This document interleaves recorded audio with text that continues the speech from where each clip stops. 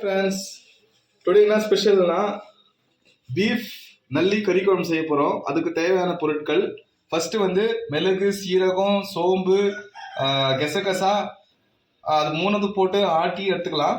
Next வந்தீங்கன்னா தக்காளி, வெங்காயம், தேங்காய், கொஞ்சமாக கொத்தமல்லி, 2 பச்சை மிளகா போட்டு ஆட்டி எடுத்துக்கலாம். நெக்ஸ்ட்டு இஞ்சி, பூண்டு. அதுக்கப்புறம் தாளிக்கிறதுக்காக வெங்காயம் ஒரு 2 வெங்காயம் எடுத்துட்டு ஒரு 4 பச்சை மிளகாய் போட்டு கொஞ்சோண்டு கருவேப்பிலை எடுத்துக்கலாம். இன்னொரு விஷயம்னா ஸ்பெஷலாக இன்னைக்கு வந்து புடலங்காய் பீஃப் நல்லி குழம்பு செய்ய போகிறதுனால புடலங்காய் 2 எடுத்து நல்லா கட் பண்ணி அழைச்சி வச்சிருக்கோம்.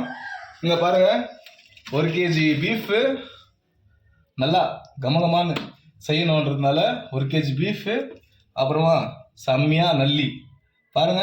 இப்போ செய்ய போகலாம் வாங்க ஃப்ரெண்ட்ஸ், பார்க்கலாம். இது ஸ்டவ் ஆன் பண்ணிக்கலாம்.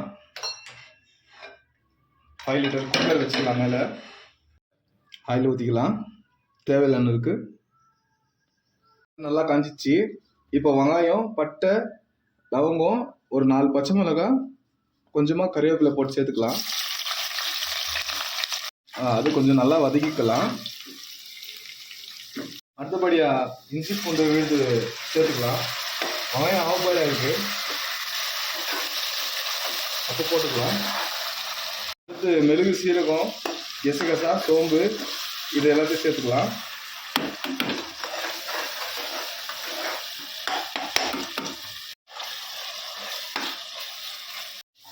அடுத்து நல்லி, பீஃப் கறி ரெண்டுத்தையும் சேர்த்துக்கலாம்.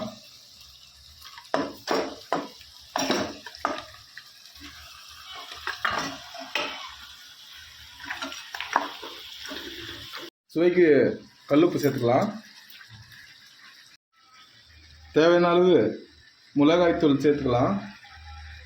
1 kg கறிக்கு 2 ஸ்பூன் இப்போ நான் போடுறேன். உங்களுக்கு எவ்வளோ தேவையோ அவ்வளோ போட்டுக்கோங்க. பீஃப் கூட சேர்க்க நம்ம ஸ்பெஷலான புடலங்காவை சேர்த்துக்கலாம்.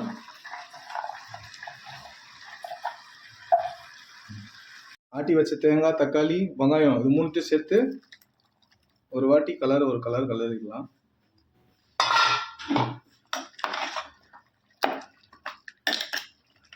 எல்லாம் போட்ட வேணால் தேவையான தண்ணி ஊற்றிக்கணும். இப்போ கொஞ்சம் நல்லா கலரி விட்டுக்கலாம். நல்லா கொதி வந்துட்டு இருக்கு. இந்த நேரத்தில் நம்ம குக்கர் இதோட மூடியை போட்டுக்கலாம். குழம்பு ஆயிடுச்சு, பார்த்துக்கலாம். கலரி விட்டுக்கலாம். நல்லா பூ மாதிரி வந்திருக்காது.